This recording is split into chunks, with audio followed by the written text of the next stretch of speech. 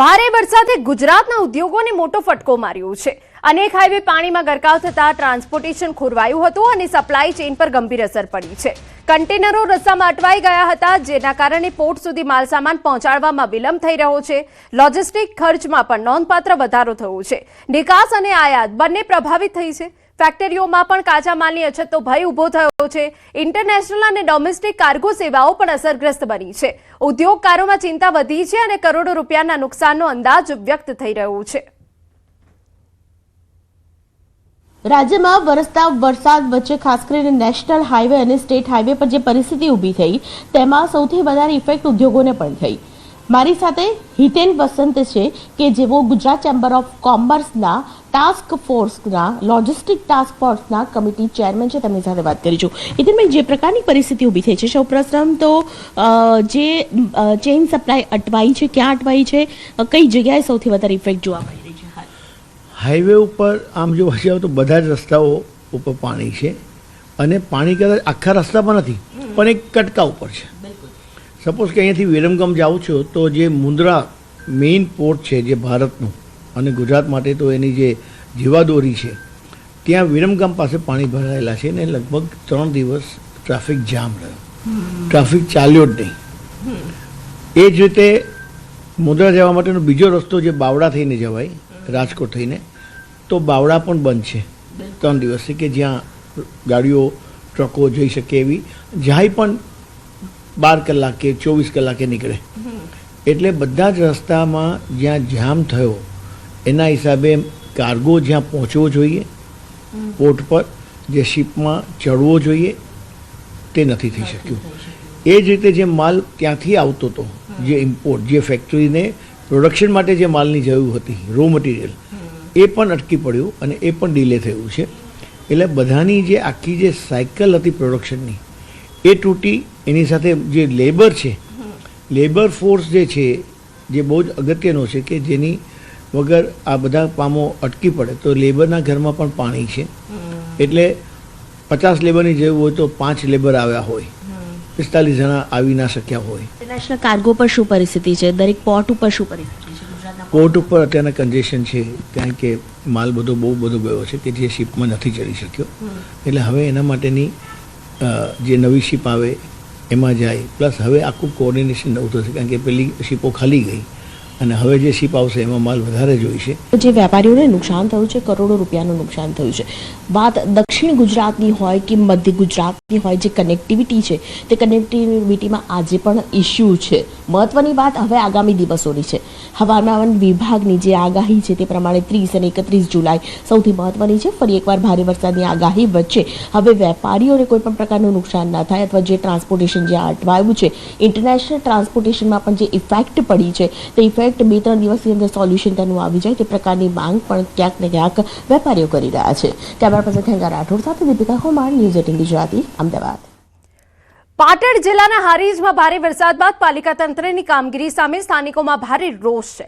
વરસાદી પાણી ઓસરિયાના 5 દિવસ બાદ વરસાદ વિસ્તારની મુલાકાતે પહોંચેલા હારીજ નગરપાલિકાના પ્રમુખ અને ઉપપ્રમુખના પતિઓનો સ્થાનિકોએ ઉગ્ર વિરોધ કર્યો। અનેક સોસાયટીઓ 3 દિવસથી વધુ સમયથી પાણીમાં ગરકાવ રહી છતાં આફત દરમિયાન જવાબદાર અધિકારી કે જનપ્રતિનિધિઓ ન પહોંચ્યાનો આક્ષેપ છે। સ્થાનિકોએ ભ્રષ્ટાચારના ગંભીર આક્ષેપ કર્યા છે। સમગ્ર ઘટનાનો વિડીયો સોશિયલ મીડિયા પર વાયરલ થતા તંત્રની કામગીરી સામે અનેક સવાલો છે।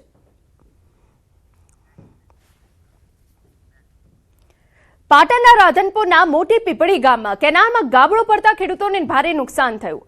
વરસાદી પાણીના પ્રવાહના કારણે નર્મદા નિગમની માઇનોર કેનાલ તૂટી જતા હજારો એકર ખેતરોમાં પાણી ફરી વળ્યું, જેના કારણે લાખો રૂપિયાનો ઊભો પાક બરબાદ થયો હોવાનો ખેડૂતોને આક્ષેપ છે। પાણી ભરાયેલા ખેતરોમાં ઉભા રહી ખેડૂતોએ અર્ધનગ્ન થઈ નર્મદા નિગમ સામે વિરોધ પ્રદર્શન કર્યું। ખેડૂતોનું કહેવું છે કે રવિ સિઝનમાં સમયસર પાણી મળતું નથી અને કેનાલની સફાઈના અભાવે આ સ્થિતિ સર્જાઈ છે। ખેડૂતોએ તાત્કાલિક નુકસાનીનો સર્વે કરી યોગ્ય વળતર આપવાની માંગ કરી છે। આ વરસાદી પાણી કેનાલમાં બધું છોડી દીધું અને ખૂબ નુકસાન થયું છે અમારે, બરોબર। આ 500-700 એકરમાં અડદ, જુવાર, બાજરી બધું આવેલું હતું। માંગણી વર્ષો વર્ષ કેનાલ સાફ સફાઈ થાય, રિપેરિંગ થાય, જે કેનાલ ક્લિયર રહે સાહેબ તો નહીં તૂટે। અને આ નુકસાનીનું યોગ્ય વળતર સરકાર આપે એવી અમારી અપીલ. વિભાગના કારણે, કેનાલના કારણે હજારો એકરમાં પાણી ફરી વળ્યા છે અને પાક નિષ્ફળ ગયેલા છે. તો સરકાર સરને અમારી વિનંતી છે કે અમને યોગ્ય વળતર આપે. ખેડાના કુણા ગામમાં અનરાધાર વરસાદ બાદ જળ વિસ્ફોટ જેવી સ્થિતિ સર્જાઈ. મહેમદાબાદ અને આસપાસના ગ્રામ્ય વિસ્તારોમાં 25 ઇંચથી વધુ વરસાદ નોંધાતા જળબંબાકારની સ્થિતિ છે. કુણા ગામની સીમ અને હીરાચંદની મુવાડીના હજારો વીઘા ખેતરો વરસાદી પાણીમાં ગરકાવ છે. 1 વીઘા દીઠ 5 થી 7 હજાર રૂપિયાનો ખર્ચ કરીને કરાયેલી ડાંગરની રોપણી પાણીમાં ડૂબી જતા ખેડૂતોને ભારે આર્થિક નુકસાન વેઠવું પડ્યું છે.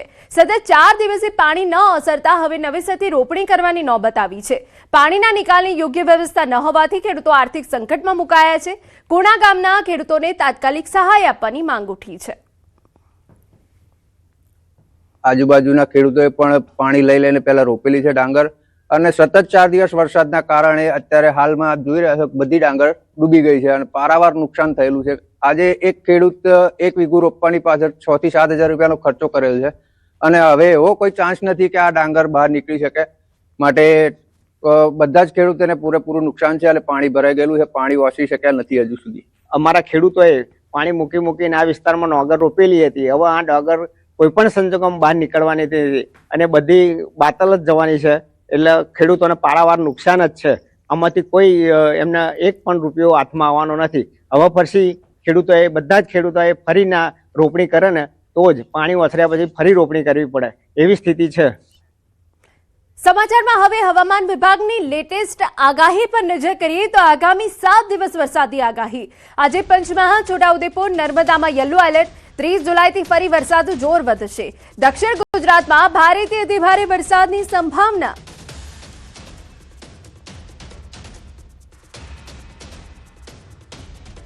से लेकर 2 अगस्त तक इसमें heavy to very heavy with extremely heavy rainfall का भी वार्निंग है. इसमें आज का लिए जो आइसोलेटेड प्लेसेस में heavy rainfall warning yellow warning के साथ दिया गया है. पंचमहल, दाहोद, छोटाउदेपुर और नर्मदा के लिए दिया गया है. तो 30 जुलाई को हमारा जो रेनफॉल एक्टिविटी है बढ़ने का संभावना रहेगा. वेरी हैवी रेनफॉल इसमें दिया गया है ऑरेंज वार्निंग के साथ.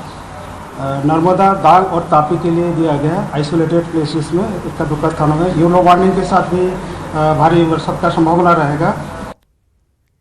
31 जुलाईए પણ અત્યંત ભારે વરસાદી આગાહી. દક્ષિણ ગુજરાતમાં અતિ ભારે વરસાદી આગાહી. સૌરાષ્ટ્ર, મધ્ય પૂર્વ ગુજરાતમાં ભારે વરસાદી આગાહી. 1 ઓગસ્ટે ભારેથી અતિ ભારે વરસાદી આગાહી. હાલ 4 સિસ્ટમ સક્રિય. ડીપ ડિપ્રેશન, મોન્સૂન ટ્રફ સક્રિય, upper air cyclonic circulation, western disturbance one सक्रिय. और सौराष्ट्र कच्छ में जो हेवी रेनफॉल का वार्निंग दिया गया है डे 4 में 31 जुलाई को. इसमें जो डिस्ट्रिक्ट आ रहा है सुरेंद्रनगर, राजकोट, अमरेली और मोरबी के लिए दिया, मोरबी और बोटाट के लिए दिया गया है. ये बारिश का स्थिति, वेरी हैवी रेनफॉल का स्थिति गुजरात रीजन में 2 अगस्त तक चलता रहेगा. इस 30 जुलाई से लेकर आपका 1 अगस्त तक मछुआरे भाई के लिए वार्निंग है. स्क्वाली वेदर के साथ जो स्पीड रहेगा पवन का, जो गति रहेगा 40 से 50 किलोमीटर प्रति घंटा. गस्टिंग जो स्पीड रहेगा 60 किलोमीटर प्रति घंटा होने का संभावना है. આ તરફ દિલ્હીના ઘણા વિસ્તારોમાં ધોધમાર વરસાદ પડી રહ્યો છે. દિલ્હીની આસપાસના નોઈડા, ગાઝિયાબાદમાં પણ સવારે 11 વાગે કાળા વાદળો છવાઈ ગયા અને ધોધમાર વરસાદ પડ્યો. નોઈડામાં ભારે વરસાદના કારણે વિઝિબિલિટી પણ ઓછી થઈ ગઈ, જેના કારણે લોકોને ટ્રાફિકની સમસ્યાનો સામનો કરવો પડ્યો. બીજી તરફ હવામાન વિભાગે પણ દિલ્હીના ઘણા વિસ્તારોમાં વધુ વરસાદની સંભાવના વ્યક્ત કરતા ઓરેન્જ એલર્ટ જારી કર્યું છે. હવામાન વિભાગે આગામી કેટલાક કલાકોમાં શહેરના ઘણા ભાગો માટે ઓરેન્જ એલર્ટ જાહેર કર્યું. વિભાગે ચેતવણી આપી છે કે આ વિસ્તારોમાં વાદળછાયું વાતાવરણ રહેવાની સાથે મધ્યમ વરસાદ અને તેજ પવનો ફૂંકાઈ શકે. દિલ્હીમાં મંગળવારે લઘુત્તમ તાપમાન 25.5 ડિગ્રી સેલ્સિયસ નોંધાયું, જે સામાન્ય કરતાં 1.8 ડિગ્રી સેલ્સિયસ ઓછું હતું. દિલ્હી એનસીઆરમાં ધોધમાર વરસાદ પડ્યો. ઘણા વિસ્તારોમાં વરસાદના કારણે જળભરાવની પરિસ્થિતિ સર્જાઈ ગઈ. વરસાદ વચ્ચે પ્રશાસને લોકોને સતર્ક રહેવા સૂચના આપી.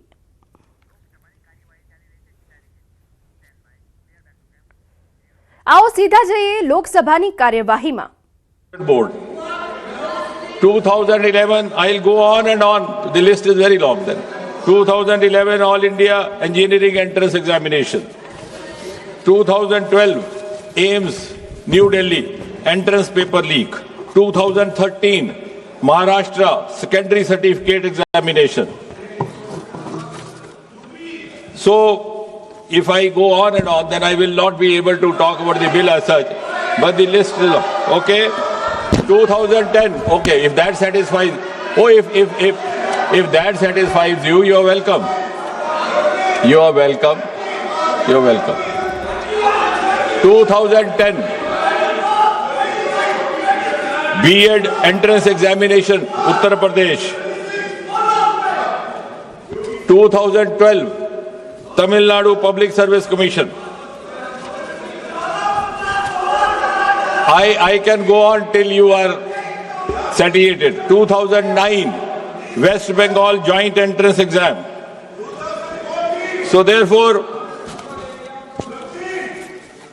it was realized by this government that we need to have an exclusive legislation.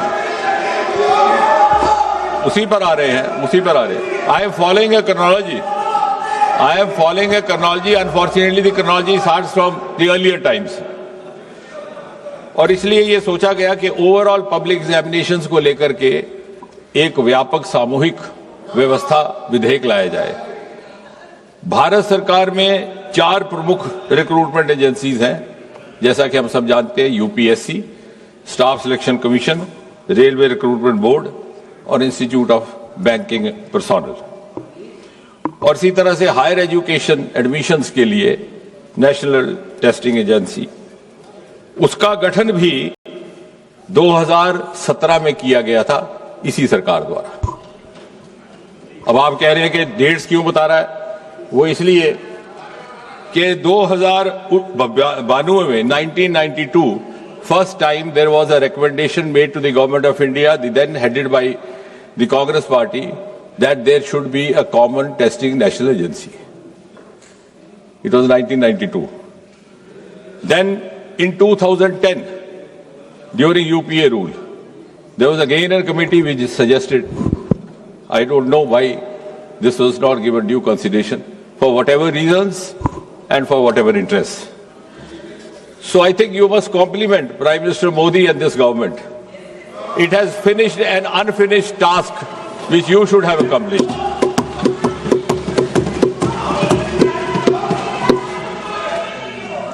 और इसलिए for the first time in 2024 this bill was brought in.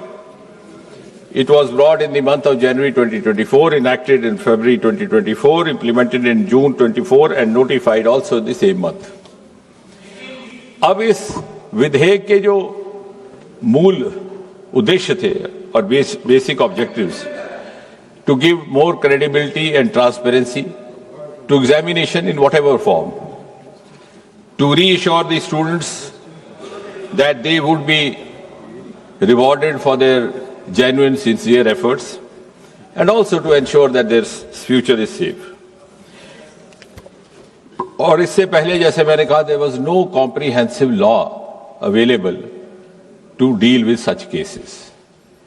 इस बिल को और ये जो एक्ट लाया गया 2024 को, it was made, as I said, it was applicable to all these agencies that I have just now mentioned. It was made not bailable, non-compoundable. Such offences were made absolutely cognizable and also liable to invite stringent punishment. अब उस bill की detail में मैं नहीं जाऊंगा क्योंकि अभी उत्तर देने के समय भी रहेगा, लेकिन आप इस बात से तो सहमत होंगे कि हालिया जो घटनाक्रम रहा है उसका संज्ञान लेते हुए प्रधानमंत्री स्वयं ने ये निर्णय लिया कि हमें इसी विधेयक को थोड़ा और मजबूत करने की आवश्यकता. So we learn from the experience of the 2024 act and the subsequent sequence of events, like any responsible government should do. And therefore this amendment is being brought in to make the law more stringent, and to ensure speedy justice, so that the credibility of all these exams gets enhanced and gets reinstated. मोटा इसमें, because then we have others to speak and finally I'll come out with the reply. जो subsection 1 of section 10 था,